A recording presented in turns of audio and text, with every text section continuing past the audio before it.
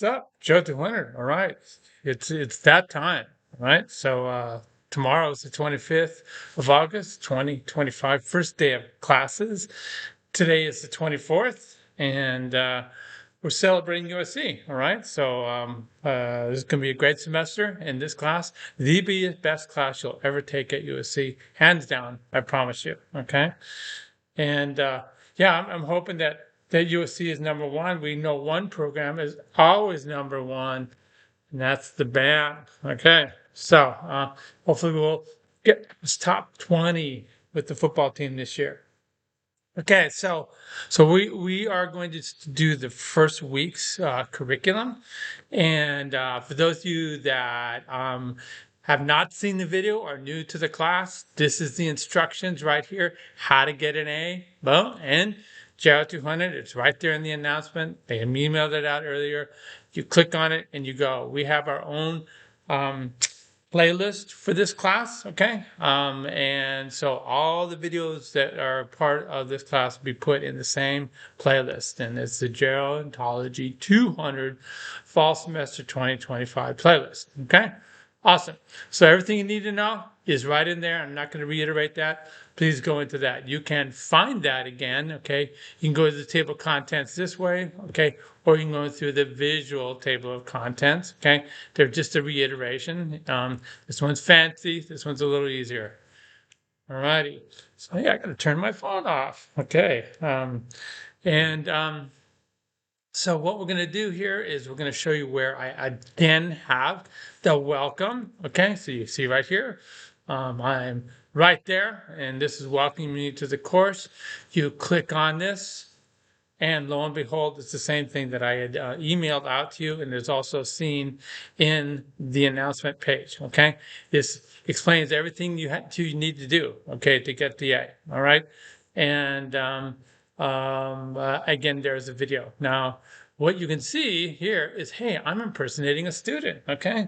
And this is about as far as it goes. But I'm also impersonating a student here in the classroom. So you're going to be seeing the same thing that I see. So I'm going to go back to the table of contents, okay? I can go back to the part that I was in, like that, okay? Or you go all the way back to the table of contents by clicking on that taskbar on top that I just illustrated, okay? Go through all this, okay? Watch the video and look at the intro. It explains everything. Okay, so we're going in here, okay? Why population aging matters. Now, one strategy, okay, would be to, I'm going to go here and do Google. I'm going to go into my USC. I'm going to open my home page. You can open your quiz, okay? And at the same time as you're going through the curriculum, you can see if you can find the answers. You may find the answers in what I review in. Here's, again, an approach. So I'm in the same browser, and I'm opening up GERO 200, okay? And then what I'm going to do is I'm going to go into the table of contents, okay? Okay, it takes me back to where I was the last time I went in. You see it's highlighted right here. You can see there is a reading quiz and a discussion. These are 5 points, 5 random multiple choice questions, okay? We have a pool of about 20 to 30 questions depending on the module. And we shuffle them like a deck of cards and you're going to have 5, okay? And with the discussion, it's 5 points. You're going to respond to the prompt, which is right here, okay? Kind of like I did right here. So this is a long time ago. I should show my dogs. So introduce yourself, and then to get the other half credit, so 2.5 points for your response to the prompt, the other half credit, you then go in and you comment on somebody else's post to the discussion prompt. And that's it. And it's pretty straightforward stuff. Okay, so the reason I open this up, okay? So this is the short quiz, okay? And what I'm going to do here is to scroll down here, and we'll get this. There it is. Sometimes I don't like that about Brightspace. They have the hidden taskbar. There it is. That it gives you all the instructions, okay? And we're going to go to the quiz. Boom. Okay, so as promised, here's the scroll bar. we have 1, 2, 3, 4, 5 questions. All right. So what you can do is look them over in advance. Okay. Some of the questions are pretty straightforward. There's a video. So I tell you, this is from the video, this question. All right. I can scroll down here and this is from the reading assignment, the United Nations report. Okay. All right. So, and it's you'll see it's not quite a reading assignment. See how bright this is. Where's my taskbar? Okay. It's just kind of an insane thing. But anyways, that's how I would do it. Okay. It's page 1, page 2, page 3, page 4, and page 5. So there are a couple different ways about going about this. Okay. So you can look it over and then you can go straight into this part right here. All right. So my lecture is going to be going in right here. There's nothing here because this very lecture is going to be posted right there. All right. Go back this way in my browser. Okay. And what we're going to do is we're going to go into the actual assignment. This is what you're going to be doing weekly. Okay. So we lay down the landscape here, okay? And so you have 2 basic things you have to do. We want you to watch this just really incredibly well done video by The Economist, okay? And then there's this amazing report. Point of the first 2 weeks lectures and the assignments is to really set up the global framework. Okay, so we're you guys as students are kind of aware that your parents are old and your grandparents are old. You go to certain parts of your community and there's a lot of old people. Okay, you may have heard that we have issues in our country in terms of how we're going to pay for Social Security, how we're going to pay for Medicare, and just the cost of aging. Okay, and it's the realistic view of this is for you as an individual, it's an enormous burden. Okay, so having to help your parents and grandparents when they get older, you may have to help them financially, you may have to help them emotionally, and then you may actually have to have instrumental hands-on assistance in terms of their caregiving. All that comes at a cost, okay? And then you just expand outward in terms of your local community, in terms of the states, in terms of our country, and whatever programs that are available, they cost money, okay? And so, a lot of the revenue that comes in terms of our taxation system is devoted to this, okay? And so we have Social Security and Medicare taxes that are supposed to cover these entitlement programs. It's not 100%. And then we have other programs that where we use our income tax and both state and federal to cover some aspects of it. Okay, so it's very complex, it's very costly, and the burden is on you coming up because, as you're going to learn today, and it's pretty obvious to you, people live longer. And guess what? It's so hard to make in this world. We have a discussion, this very topic, that in the more developed, economically advanced countries around the world, people aren't having kids. Okay, so God, what's that equation? Just more older people, and there's fewer people paying into the system. All right, so that's a system that's going to collapse unless more money comes in. So we're just going to have to tax you more. Okay, so that's the bottom line. All right. Alrighty, so, and we get into this in this very first video. Okay, so again, this is the first part, the world ahead, the true cost of aging. It's a video done by The Economist.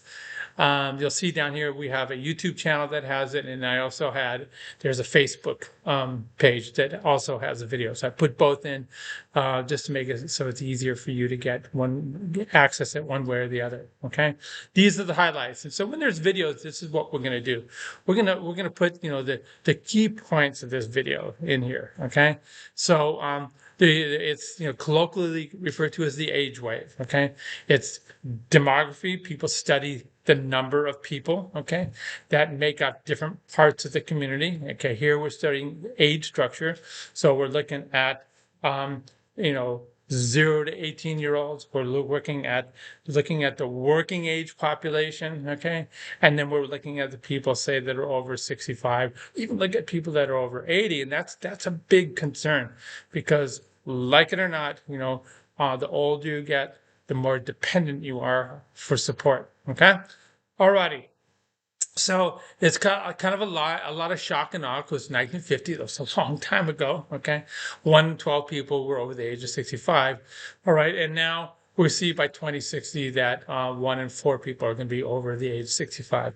So that's a big shift in terms of society and a big shift in terms of, hey, how are we going to pay for this? And that's what this is, The Economist. So this is what it's all about. It's really the global economics, okay?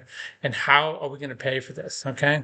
And they kind of put it back to what I was talking about. They come up with this concept of the dependency ratio, okay? My kids, okay, growing up were dependent on me, okay? So they're part of that dependency ratio. They're not making any money, okay? But they are consuming, okay? And so it costs money to put clothes on them. It costs money to feed them. It costs money to get them gasoline if they're going to be driving the car, on and on and on, all these expenses until they start contributing to society by becoming members of the workforce. All right. Then we have the people that retire. Okay. You know, for those people that can, you know, they're not as dependent if they've done adequate financial planning, okay, meaning that they have put money into retirement accounts that they can draw off of. But not everybody is in that situation. We're going to learn about that in this class. There are crazy numbers out there that were, you know, approximately 40 to 50% of retirees in our country, their sole source of financial support is Social Security, which is way, way, way, way low. It's basically poverty level, right? And so that's a huge issue. That's a huge issue, okay? So they're still consuming, okay? In fact, they're consuming even more because they need more services, all right? They need a lot more medical care, all right? People that, as you get age 65, I'm the prime example of that. I'll talk about that in a second.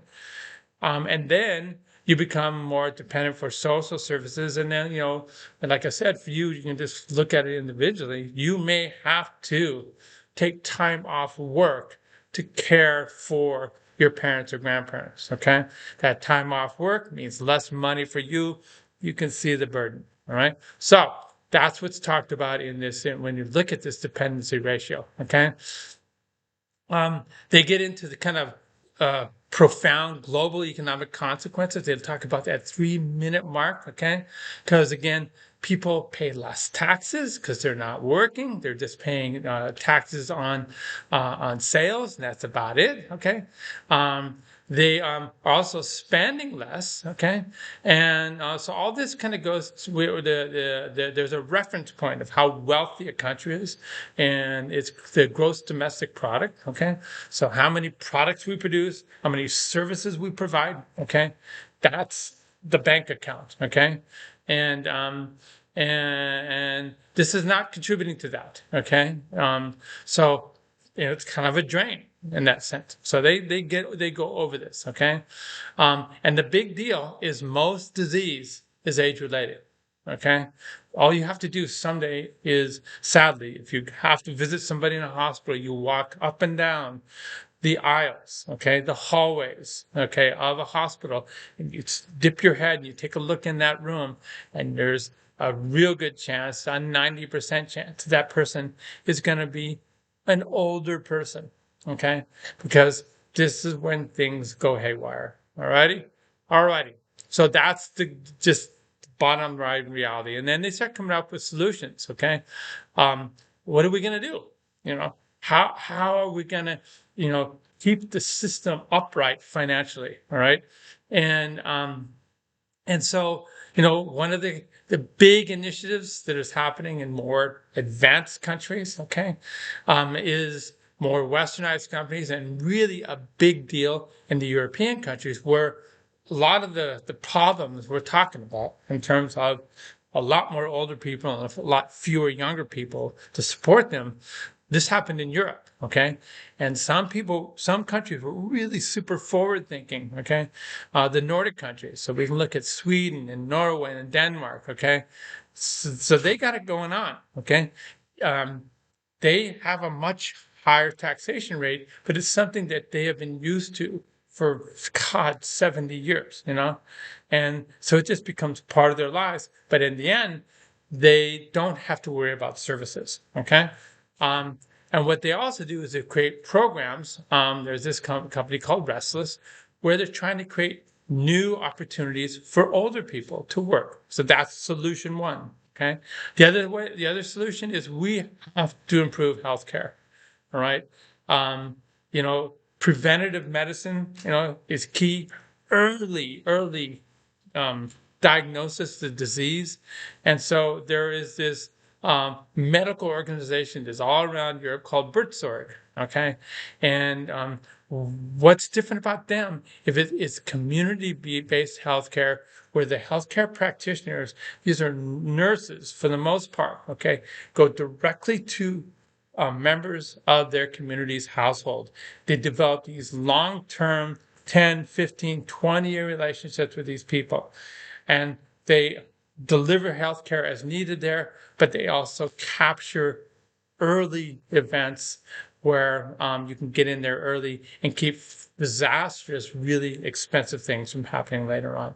This is an incredible video, guys, and I really the production quality is top, and so enjoy this, watch it, okay? All right, so that's this. So again, two different ways to look at it, either here in YouTube. So we'll check, make sure that it's working. The Wealthy World. 12 minutes long, okay? And then, or you can go into, as I indicated, Facebook, and you can watch the same video, okay? All right, awesome. Okay, so I'm going to get out of that. Don't forget, you have the quiz open, so you can check back and forth if you wish, okay? Okay. Now, this is the big report, okay? Now, going back to me, okay, alrighty. So I'm 69, okay, and I've been percolating along. However, because I'm a sporto, okay, because I was an athlete my whole life, a baseball player, a tennis player. More importantly, I've been just kind of a world surfer, a very high level surfer, traveling the world, surfing really big waves, and then Father Time caught up to me because I have inherited risk, okay, for degenerative disease in my joints. Both my parents had really bad arthritis, and I hit 60 and boom. So I had a knee replacement, 2 shoulder surgeries. I had a fusion in my neck last February, okay, and now I'm having lower back surgery. And every step of the way, my neck probably cost in total $160,000, okay? That's a burden, okay? And guess what? I was really disabled for a while. So everybody had to help me. My kids, my wife, that's a burden, okay? All right, so that's just the reality, okay?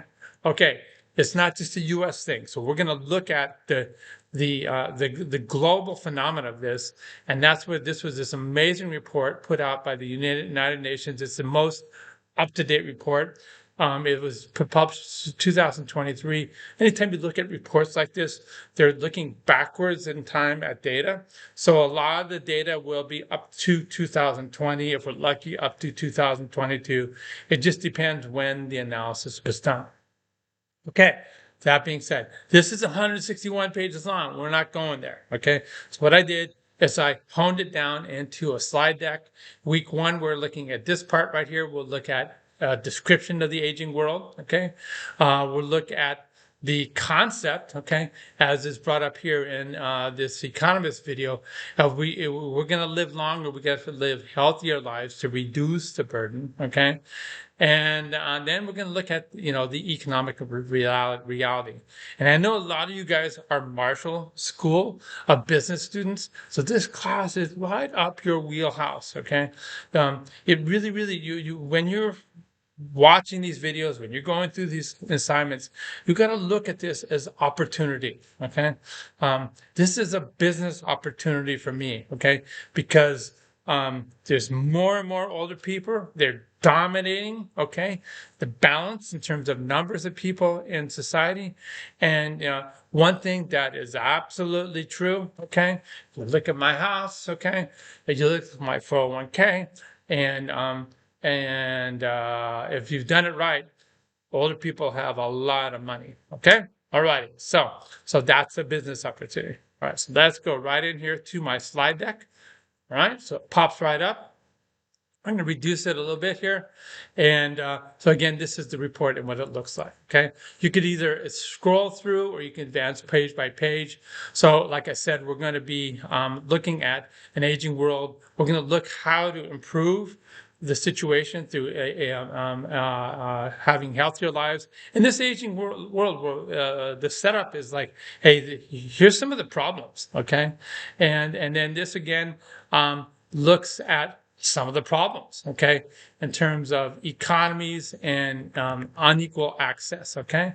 And then we get into some nitty gritty, really kind of the bad side, okay? Poverty, inequality, crisis of care, and that's part 2, all right? Where did the data come from, okay? So there's a lot, you'll see a lot of these reports. There are scientists, okay? There are members of the government that all get together, okay? And there's this collective group worldwide called the Organization for Economic Cooperation and Development, or OECD. All right, and so the OECD, okay, is this forum where we have governments of 37 democracies that are market-based economies, meaning they're very developed, okay? These are the more advanced countries in the world, okay? And they have think tanks where they're setting up these policies to sustain the economic growth, okay, for the well-being of citizens, not only in their advanced countries, but for helping developing countries. So again, the majority of these OECD countries are high-income economies, like very high in terms of the Human Development Index, and so they're regarded as developed. So we're going to make this constant comparison all throughout the course in these first 2 weeks of developed countries like the United States, like Sweden, like France, like Japan, like South Korea, okay? And then we're going to look at developing countries like Guatemala, okay? Like Nicaragua, okay? Like Nigeria, on and on all across Vietnam. You choose these different types of countries. There's developed and developing, okay? All righty. So, all right, let's look at the basics, okay? So this is done in text. Some of you guys are readers. Some of you guys are more visual like me, okay? Again, this is the shock and awe, okay? That, so we had 761 million people in 2021, okay, that were above the age of 65.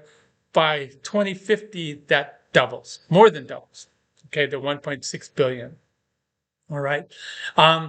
The number of people that are 80 years and older, okay, it's a smaller number, but again, more burden, more dependent. This is going to triple, okay, by 2050. All right. So that's a huge issue. Okay. So, why is this all happening? Okay. Well, we have better nutrition. Okay. Much more complete access to food, period. Okay. You got to remember our ancestors, we'd run around, the savannah. Okay. The coastal sage of California when there was nothing here, and we might eat for a day and a half, and then we might go 4 or 5 days without food. Now we have unlimited food, unlimited access, okay, in so many parts of the world. So that's not an issue. People live longer. We have vaccinations, okay, to get rid of viral problems. We have antibiotics. So that used to kill us all off, okay? So people live longer, and now we have modern medicine that will go after cardiovascular disease, that will go after cancer, okay? And so as a result, these different hits that we would take as humans that would, again, kill us, keep us going. in terms of natural selection, Darwinian, I would have died a million times over because of all my um, broken joints and disabilities. But hey, guess what? Medicine repaired me and I came back. Okay. Alrighty. So what do we have here? Okay. So we're having longer lives. Okay. So that's part one. And the imbalance, the economic imbalance, is we have smaller families. All right. So that means fewer and fewer people in my family. Okay. Some of you may be an only child. Okay. Some of you may decide not to have any children. Okay. Then that inequity of a lack, we call that fertility. You're just not fertile. You're not having any kids. Then there's nobody there to do the family collective supporting your parents and grandparents. So that's a total imbalance. And that's happening not only as a level of your family, it's your community, your city, our states, our country, and especially in the developed countries. Okay.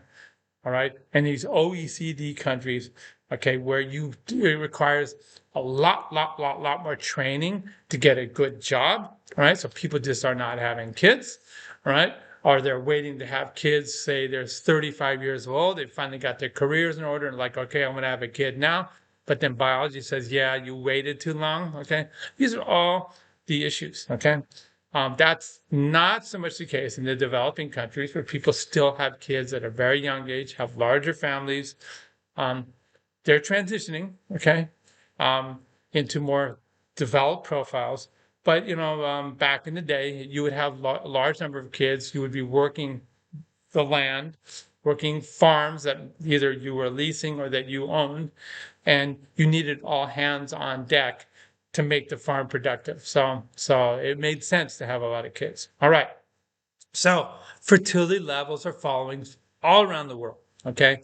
Not in the U.S., not only in the U.S., and we'll talk about it later on in this semester. So we're not even at replacement value anymore. So last year, when you looked at our fertility rate, so if as a woman that you follow through her entire reproductive years, you're only producing 1.6 kids. Okay.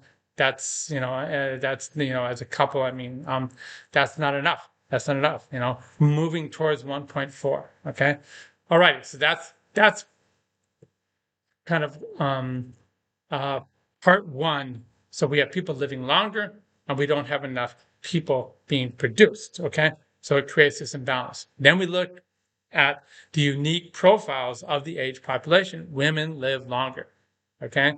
So that creates very unique issues unto itself. Okay. Why would that be? What's one big thing that happens? Okay. We'll see later on this semester. Women tend not to enter the workplace as often as men. Okay. It's just kind of a old school society thing. Okay. Women oftentimes have to take time out of their careers to have children. All right. And it results in a hit to their career often. Okay. So and now you're living longer and you have less finances. So it's a big deal. Okay. Alrighty. So we're going to look at these economics by looking at this dependency ratio. Okay. You can look at the total dependency. We're looking at your little kids and your grandma and grandpa. Okay. And you are financing it. So that's the total dependency ratio. Or we can just kind of look in at how many older people are out there compared to the working age population. And that's the old age dependency ratio. All right, awesome. So that's the verbiage. This is just a reiteration. So doubling, okay, of people over the age of 65. And we see here tripling in the people over the age of 80. And this happens pretty quickly, okay? 30 years may not seem like a long time to you, but that is rapid, okay? Now, where were we seeing this most rapidly, okay? All righty. So again, this is just a reiteration, different types of graphics, and we see, 1 in 10, age 65, 2021, and we see, boom, 1 in 6 right here. So before we were looking at raw numbers, now we're looking at ratios, okay? And that's just kind of crazy when you think you can just be walking around your community in 2050 and every sixth person is going to be over the age of 65. Okay. So that's a big deal. Okay. Where, where did it happen first? Okay. So in 1980s, okay, we see that, this shift, okay, with the largest share of people over the age of 65. So in Sweden in 1980, 16% of the country was over the 65, okay, over the age of 65. Here in Japan in 2021, we all talked about Japan, where they refer to it as the canary in the coal mine. They were the first country to really be experiencing this big problem in terms of too many old people and not enough young people to support their needs. And then we see in 2050, the Republic of South Korea, you're going to see that 40% of the population in South Korea in 2050 is going to be over the age of 65. Okay. All right. So that's a percentile thing. We can then look at raw numbers. Sorry for the graphics being a little, what I did is I took this and I blew it up. It didn't help very much. I just wanted to see 1980, 2021, and 2050. And what we're doing here, again, we're looking at numbers now in millions, okay? And we go from 1980 worldwide, 2021 to 2050. And we see here, we're going from 380 million, okay, over the age of 65 in 1980, 2021, okay. We see right here that it's, about 760 million. Then we see here, it's going to be double, 1.6 billion, okay. And sorry for the resolution on this graph. All right, so that's worldwide. In terms of raw numbers, who's going to be impacted the most? Who needs to get their behind in gear and get this figured out? Okay, on a percentile level, these are big changes. But Australia and New Zealand, they don't have a whole lot of numbers. This is Oceania. This excludes Australia and New Zealand. So these are like the local islands, Fiji and Tonga and stuff like that. So that doesn't really matter. Okay. So not a big issue there, okay? Latin America and the Caribbean, that's a very small region, okay? What's kind of dramatic here is they lump together North America, the US, Canada, and all of Europe. And yeah, there's a lot of people here, but then look at the other regions where it's got, boom, it's Africa, okay? Here's Sub-Saharan Africa, this is North Africa and Western Africa, and you see the numbers are astronomical.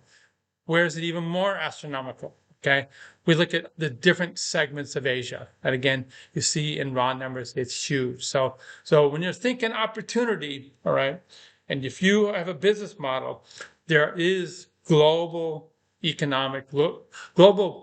business opportunity for you to come up with solutions. Okay, all right. So that's again looking at total numbers, and then this is looking on a percentile basis. Okay. Different ways of looking at it, you still get the same readout. Okay, so this is the economic old age dependency ratio. Okay, so just like we saw, so we saw the big numbers, and I told you that the more advanced countries have fewer people being born. Okay, so the ratio is going to be like this. So without even looking at the scale, okay, who do you think this is? Where did it happen first? Okay, all right. Europe, okay? All right, we come down here, okay? This is the world right here.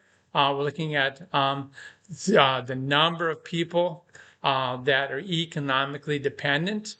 And we see that this is, per 100 of producers. And we see here globally, okay, it's going to come up here in 2050. So it's going to be about 30 people dependent on the 100 producers, okay? And then we see Europe and North America, okay? So we stopped having kids a long time ago, okay? We had more advanced medicine a lot earlier than everybody else, okay? People live longer, lower fertility, and so we are bound. So we see 60 are going to have to be supported for every 100 moneymaker, all right? That's a big deal, okay? Awesome. I see down here on a percentile basis, okay?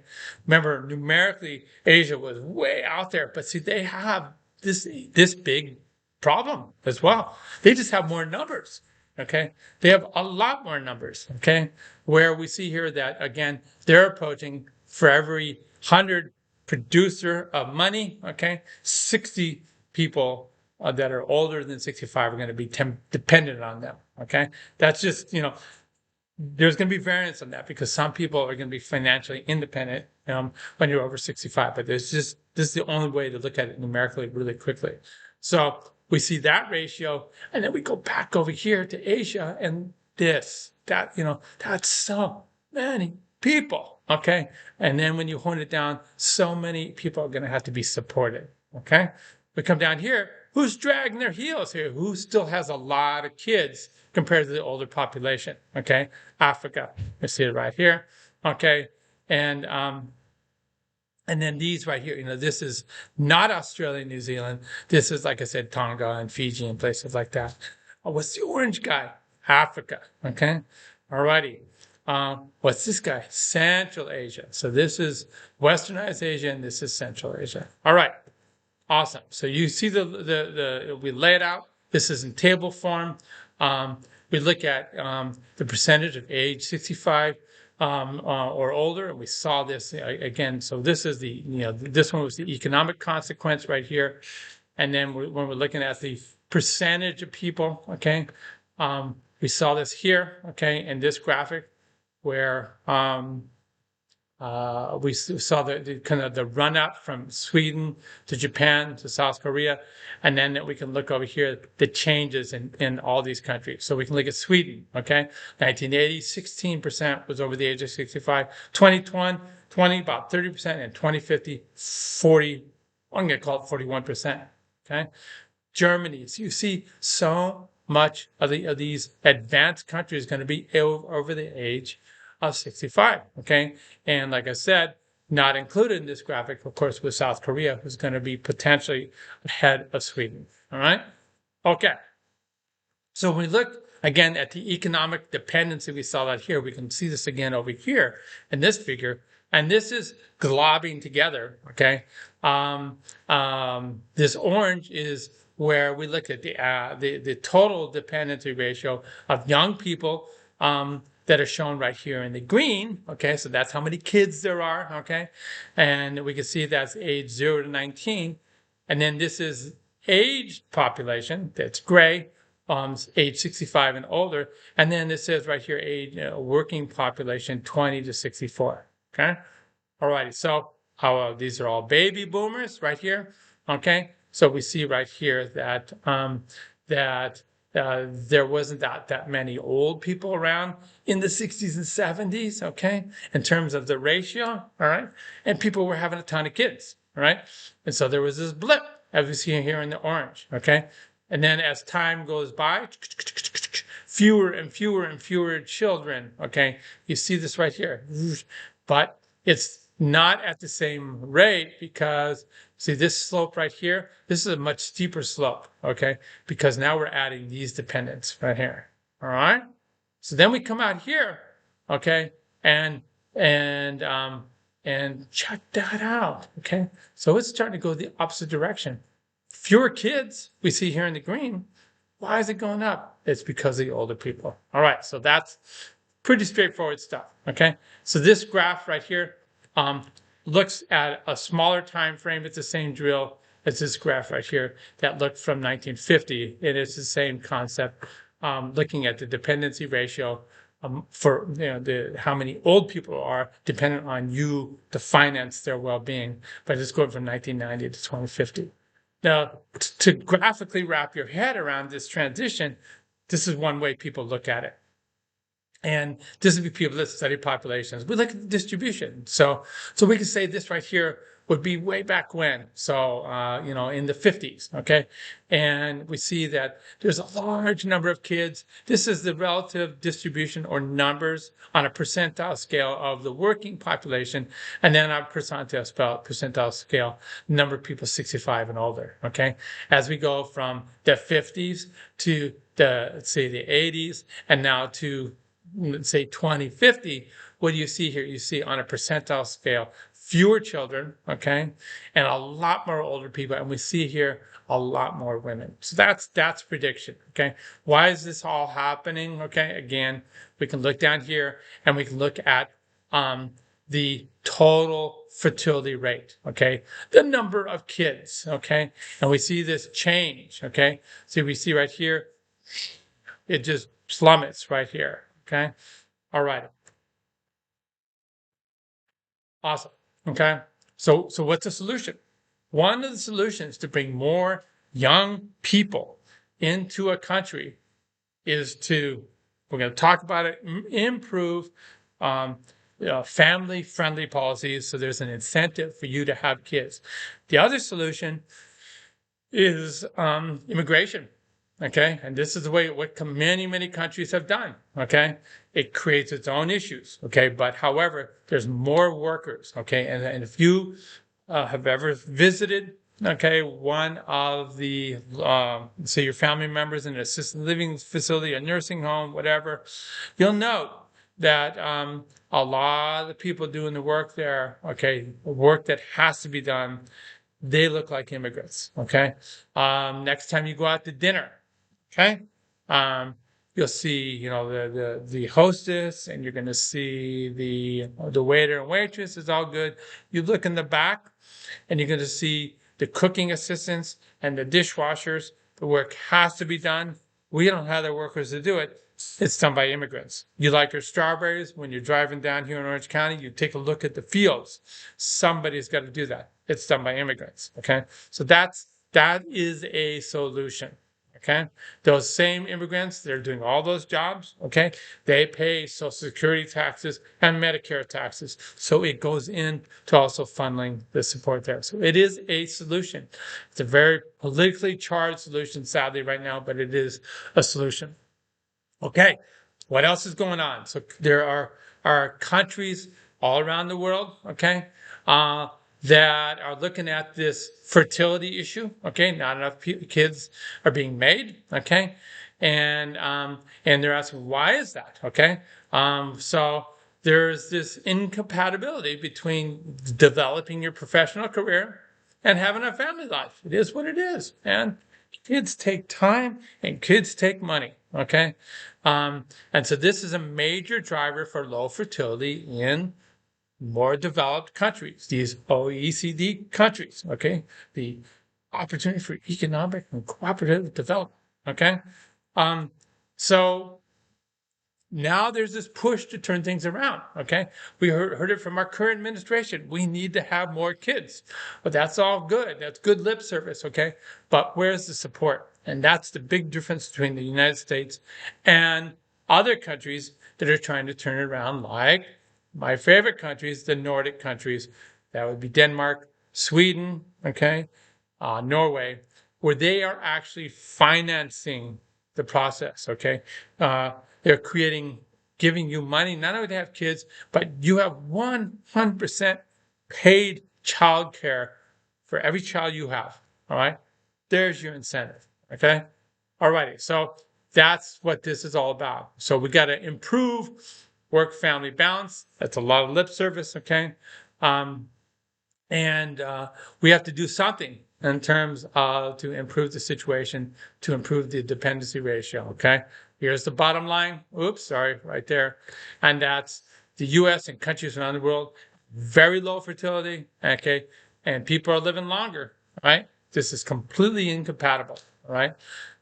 Countries need to come up with a plan to create an incentive for you to have kids, to improve, and also to improve the conditions for immigration, because we need more young people to drive our economies, right?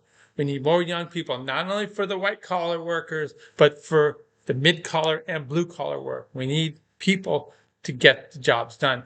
My good friend down the street, okay, super successful roofing contractor, and he's not able to get the jobs done right now, okay, because he can't find the workers that normally would be running around his roofs to do it. All right, awesome. Okay, so, all right, so one of the economic plans is not only to create incentives to have more kids, but if we're going to live longer, God, we better be more healthy.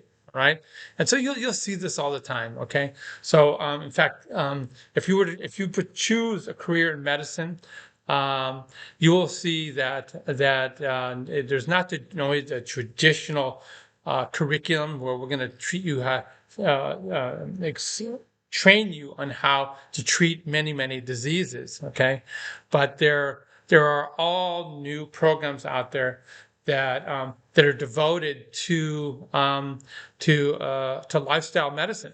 Okay, and so there's special kind of degrees that are offered in that there are medical schools, okay, that you can go to that are actually devoted to nutrition and lifestyle. So there's this transition. All righty. All right. So that's what we got to do. Okay. Now, here's the reality. Okay. Um, Men live on average fewer years. Okay. And women that um, do live longer. Okay. Because they have later in life heart disease. And that's the biggie right now. That's the number one cause of death in our country.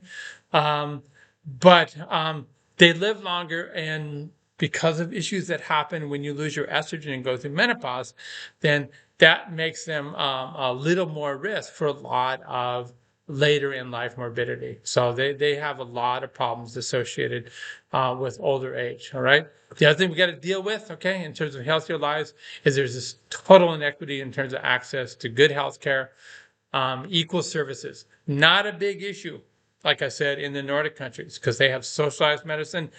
Everybody has access to free health care. Okay. Um, yes, we can get, if you're rich in this country, you can get the best health care.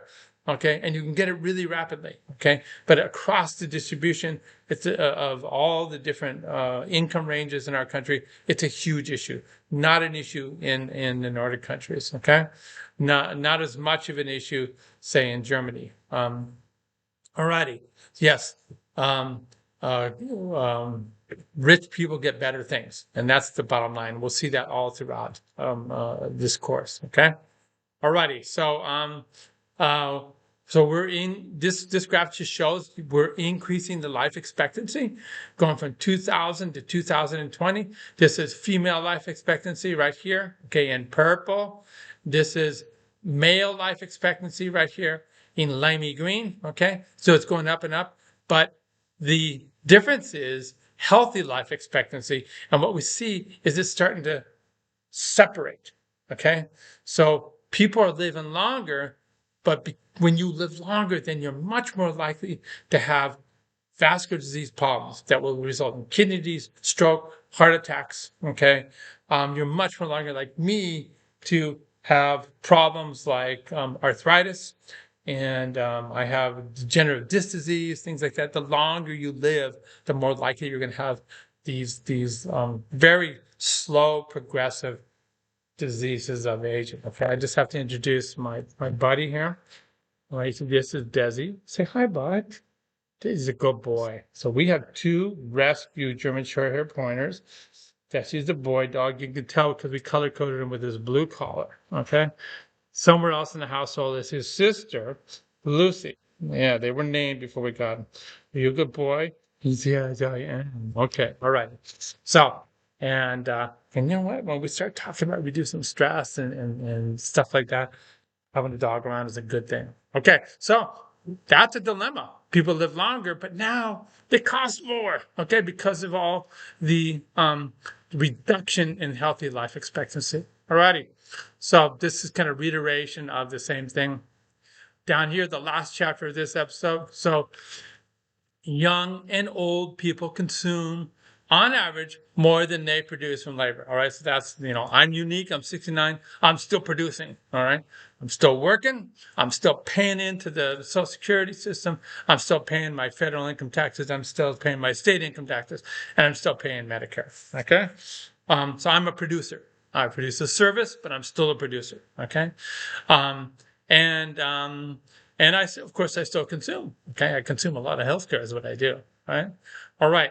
But aging societies face this fiscal. All right. So that is the money flow challenge. Okay, due to rising healthcare costs. Okay, I'm the prime example of this. Okay, something else that is a big issue. This is long-term care. Okay, so things like nursing homes or specialized memory care units are so expensive. We're gonna talk about this. Can you imagine out of pocket having to spend 150, 180 grand a year? Because that's what it costs. Okay. The other crisis that's coming is 40% of our nursing homes are populated by Medicare patients, which is on the chopping block. Not all of it, but about somewhere around, I think it's like a 30% cut in Medicare. Okay. Not Medicare, in Medicaid, sorry. Big deal. It's a big deal. Okay. So again, half of long-term of nursing homes are Medicaid patients. Okay. I think I said the wrong thing initially. Okay. So we have a lot more costs coming up. All right. These long-term care costs. Okay. You can have home health aides. That's so costly. Okay. We're going to go over that as well. Can God, the person next door, and they're in the very end of their life, they had to have 24 hours care. It was $500 a day, out of pocket. Okay.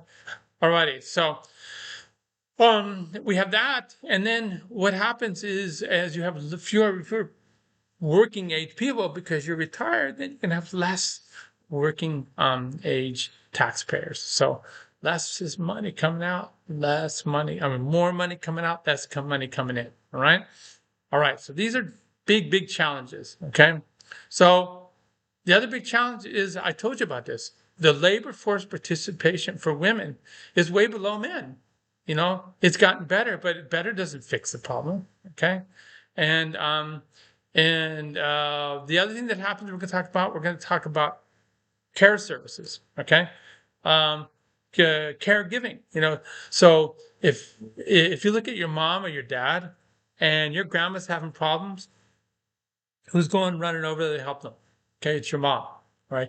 Women have this really huge inequity in terms of doing what's called unpaid caregiving work. It's just really, really a bummer. And it's, and it's not recognized, and they're not compensated. Okay. All right. So we need to have this transformation. Pension systems need to reflect the gender gaps. There's got to be a way to support women better. Okay. So right here, this is across the board. Okay. We're looking at here, this is globally, again, the labor force participation. This is 2019, female versus male, and across the board. It doesn't matter what age group you're looking at. More men are working than women. Okay, so that's a huge huge structural problem. Sorry. We look here. Okay, like I said, this is consumption. All right, and this is how much you're contributing. You're contributing next to nothing. Okay, you're 15. That's right. You're working as a pizza delivery guy. Okay, you're sort of contributing. Okay, but you're consuming at a high level. That's an economic imbalance. Okay, then here you're contributing in the most, and your consumption level is kind of leveled off. Okay, you're not consuming as much here because there's a lot more going down when you're older in terms of clothes and going out to eat and stuff like that. Okay. And then we come here, and then your labor force participation goes down, and you see your consumption level stays at a really high level. That's all good if you have retirement income, but if you don't, it's a huge problem. Okay, guys. Awesome. So, there's one way of looking at the well-being, financial well-being of a country, and it's looking at all of the economic products. Okay, so production of iPhones, that's an economic product. Okay, production of USC band T-shirts, that's an economic product, and then the services, me teaching you, that's part of my economy. That all is my bank account called my gross domestic product. All right, so that's how well off we are as a country. And then and then in this particular figure, they said, okay, for how well off are you? How much are you paying for healthcare costs? Okay, and what's crazy is how much more we pay for healthcare here in our country compared to other countries, and it's because it's a capitalistic healthcare system. Okay, where we have private insurance companies. That is the big difference. Now, all these other countries have some form of socialized healthcare. All right. That's something that has to be fixed with our country because there are huge inequities. Poor people get crappy healthcare service, and we're getting rid of Medicaid, a big hunk of it. Okay, alrighty. Let's look at the economics of getting older worldwide. Okay, and we see here this is developed and this is developing. All right, so this is the U.S. and this would be, for example, Mexico. Okay, alrighty. So we look down here. We say, where does my income come from as a function of age? All right, 55 to 59. Purple is labor. So this is your salary, all right? Predominantly salary. And then we transition out of salary as we get older, okay?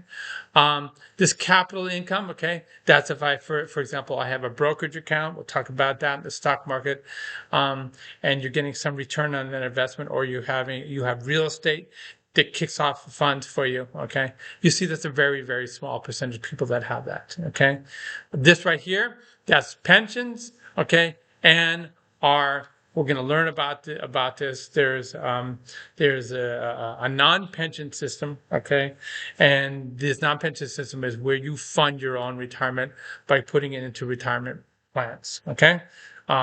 It's called a defined contribution. I'm defining how much I'm contributing to my retirement out of my paycheck. So I have a 401k, okay? And you can also do if you don't have 401k place, we're going to talk about IRAs and Roth IRAs. These are all ways to have retirement income. All right. So we see that is a majority in developed countries. All right. Little tiny inheritance. This is family gifts and things like that. And then that's social benefits like Social Security, the green one. Small percentage, you see. Okay. All right, we come down here, compare the difference now in a developing country. You have to work much longer, much less access to retirement accounts, okay, like a 401k, 403b. These are just retirement accounts. And then you see that these are poorer countries. So what little money they do have, as you get older, you depend on money being passed on to you. Okay, this is private transfers. Okay, also what happens is, a large segment of immigrants that would come to our country, they would take a big chunk of their paycheck and they would send it back to Guatemala or Mexico to support their older family members. Okay, awesome. Okay, so we're going to blow right by that. It just talks about the pension promises. Okay, and so a lot of really wealthy countries. Okay, they have really lucrative guaranteed incomes. We have defined contribution. All people get pensions in our country are police officers, firemen, Congress, Senate. All right, any city worker. So we have city planners, we have mayors, people like that. They're all government. They get a pension. The rest of us have to put our own money away. Okay. In Europe, they had more of a universal pension system that everybody got, and so people would retire early. Their pensions would start at 55, and so they got themselves into a huge mess. Okay. These countries, they're trying to reduce their burden, and there's been tons of political unrest about this. Okay, and so and these countries came up with a solution for this. So this is just again a look at the burden. So, but either way, it's a big deal that we'll talk about later. Okay, alrighty. So in terms of policies, unpaid care work, we got to account for that. All right. Gender differences, we got to account for that. All right. Having policymakers consider all these aging issues is really paramount. And that's kind of what we're trying to push with you guys in terms of this class. Okay. We got to get a much better understanding of this unpaid care that people are doing, and create family-friendly work environments where you can go away and do this. We have policies that where we have time off, paid time off for a pregnancy. Okay, so there's maternity. There's even some companies give paternity. Okay, but we're not very good about paid time off for helping a dependent that is in need. Okay. All righty. The other thing is, okay, we need increased labor productivity. That's going to come from two different things, three different things. Okay. We talk about fertility right here. Okay. Graphically, we see we need to create more opportunity for women. We got to raise the retirement age, and we got to have migration, meaning immigration, to help us out. Okay. The other solution that's happening with how we going to solution this, maybe less hands-on, and that's the kind of the futuristic world. You have this kind of digital transformation. All right, and so that is so we're going to have less hands-on care in terms of long-term care and more robotics and really advanced technologies to help age population. So we have a whole program at USC, Technology and Aging. All right, so that's it. Okay, part two will be next week, and we're going to get into some of the real big drivers of economic burden next week. All right, guys, peace. All right, you know the drill, how this works, and you have any questions, okay? You can email me, but I'm going to just send my email to Julia. All right, she's the co-instructor in this class, and she's going to help you out. By the way, I'm a biologist by trade, and she's an attorney. Okay, and so a very successful attorney that has now turned to teaching. So, all right, peace, guys. Take care.